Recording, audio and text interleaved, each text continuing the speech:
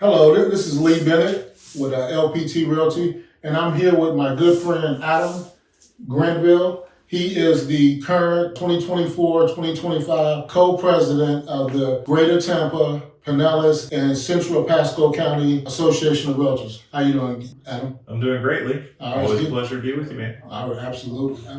So Adam is actually a good friend of mine, and we attend the same church, Zephyr Hills, New Walk Church in Zephyr Hills. Okay, and so I wanted to sit down with Adam and ask him a few questions because I'm, doing interviews within the community. And right now we're in the beautiful city of Lutz, Florida. That's right. Yeah, welcome to our office here, RE/MAX Premier Group. Got a great new office here, a couple of conference centers, and a nice fire roasting behind us. Yeah, glad to have you, bud. All right. So, Adam, tell us a little bit about yourself. Well, I'm a Christian. I'm a husband and father, and I'm a real estate professional. I'm a sales professional here at RE/MAX Premier Group. I'm blessed to serve in the role as president of our local association, and just that service is kind of in my blood. I love serving people. I love serving our members and our association.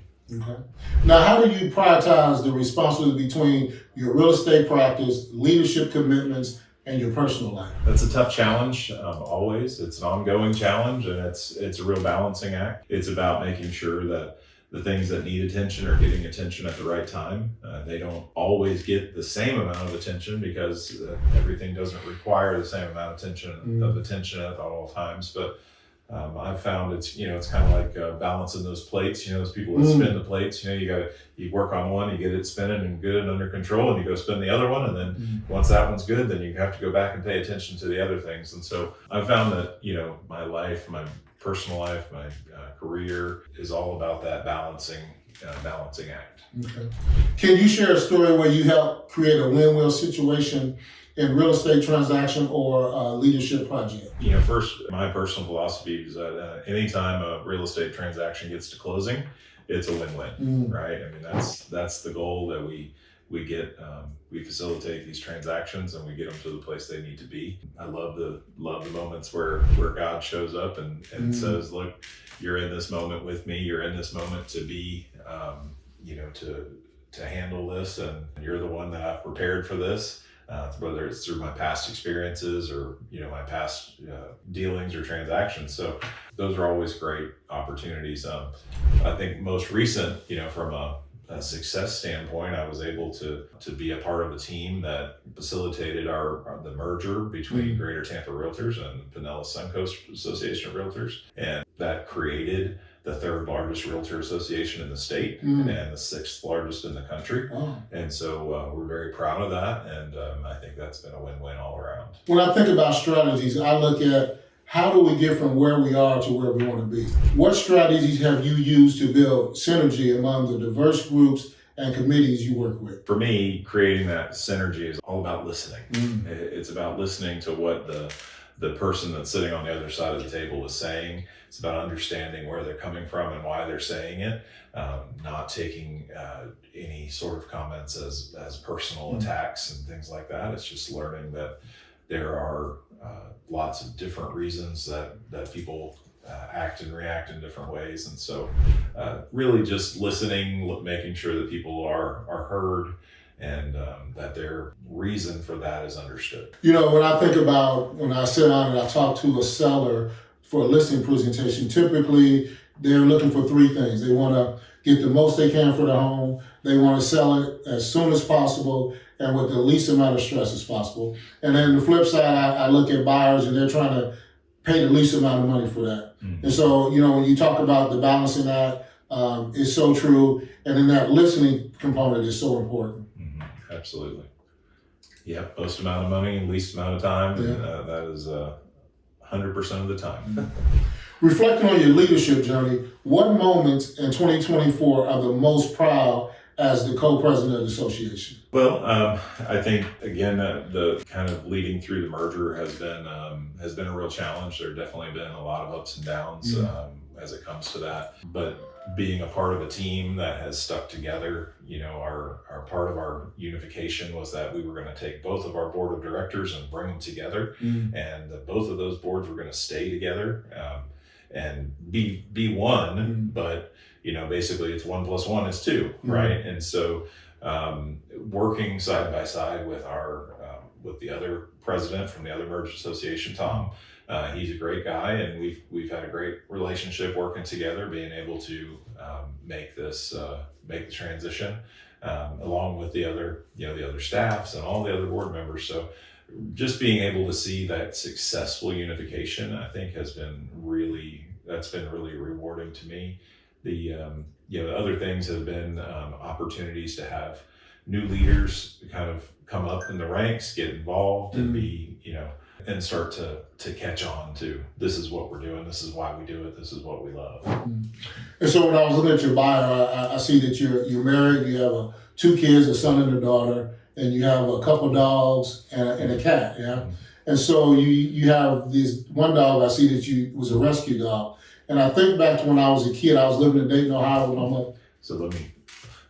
We only have one dog now. Okay. She was a rescue dog. The one, Comet and Drift, they actually both passed away last year. So we have one different dog. But the rest of that's all right. But my dog is Delilah. Yeah. Now, is this the rescue dog? Yeah, she is. She's a rescue. She's purebred, but she's a rescue. Yeah. And so when I read that story, I thought about when I was a kid. I was living in Dayton, Ohio, and we took in a stray dog. He was a puppy, and my mother named him Happy. And so after about living in Dayton for about 4 years, we moved back to Cincinnati with my grandparents, and my grandfather didn't want the dog. So I thought about that dog was like family. And, to have to give him up, that was a little difficult. And, talking about the family and, the pets, what has been the most significant lesson you learned while balancing your faith, family, and career? I think probably the most important lesson is learning to say no, and that is definitely something that I've had to learn to do. That didn't come necessarily naturally to me. So just learning to not take on every opportunity as something that I had to do, but also learning that if I wanted to do it, then I wanted to do it correctly. And so if I committed to it, if I said yes, then I wanted to be able to fully commit and understand that what the trade-off was going to be. I also, that obviously impacts my family time, my family, and so that goes back to listening. I need to listen when they're talking, when they're sharing that there's something going on, or there's an issue that maybe I need to be present for that, and I wasn't planning on it, and so it's just a matter of being as flexible as I can, but making sure that I'm listening and understanding what's going on.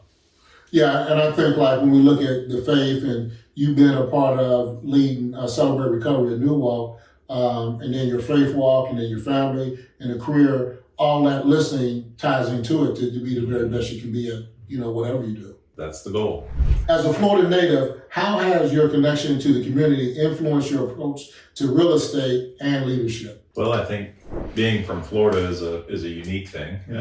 There seem to be more people not from Florida that live in Florida than people that are. So, so it is something that I'm proud of, to be able to say I'm a Florida native. I was born and raised over in Titusville on the East Coast, Kennedy Space Center in that area, and really have loved being a part of Florida since as an adult. I've lived over here on the West Coast in the Tampa area. And just have really grown to love this community in this area. I think the biggest thing about Florida is just understanding that there are more people not from here than are from here, right? So that really influences our culture. There's a culture of people that are from here that have a certain way, and there are certain areas that act that, that believe that and protect that and act that way. But there are others that come from other communities, a lot of diverse communities, and really they have their own ways of feeling, and again, it's just about being adaptive, being able to adapt to what those circumstances are, listening and understanding what their purpose is. So one of the things I think about when I sit down and do these interviews is so that people who watch the video will get a picture of what it's like to live in Wesley Chapel, Zephyr Hills, Lutz, and even Tampa as it relates to us doing business in the area. Can you tell us a little let's talk about Wesley Chapel. Sure.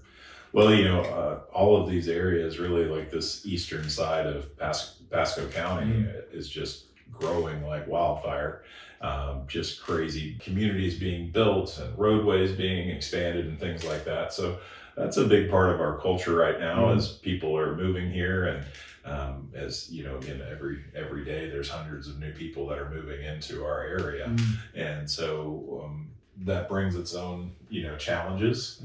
Obviously we all have to learn how to get along and learn some new patterns and things like that of, what our day-to-day looks like.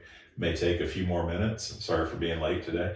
It may take a few more minutes to travel than it used to. And that's part of a, kind of a developing community, I think.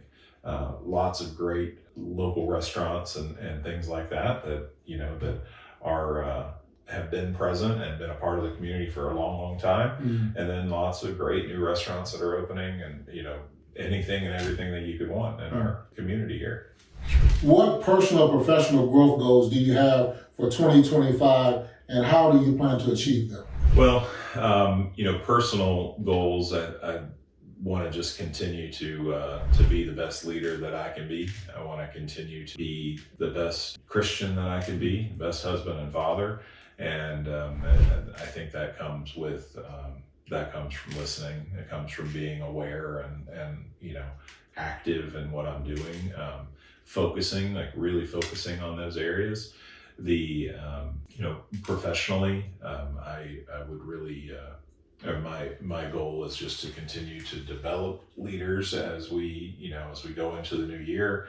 Again, I mentioned that merged association. And so we have a lot of things that we're trying to figure out. And so my goal is really that by the time I'm done with my presidency this year at the end of 2025, that the association is in a good position to hand it off to our next president.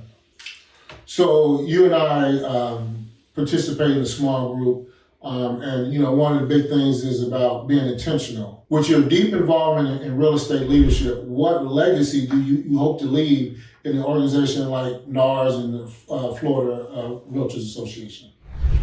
Yeah, well, I think the legacy that I hope to leave and that I've been building is just one of consistency. It's being present, being thoughtful. I certainly believe, as I've talked about, listening kind of over and over again here. But I believe that God gave us 2 ears and 1 mouth for a reason, and I believe in listening and listening to understand and not listening to respond. And so that means I talk a little less.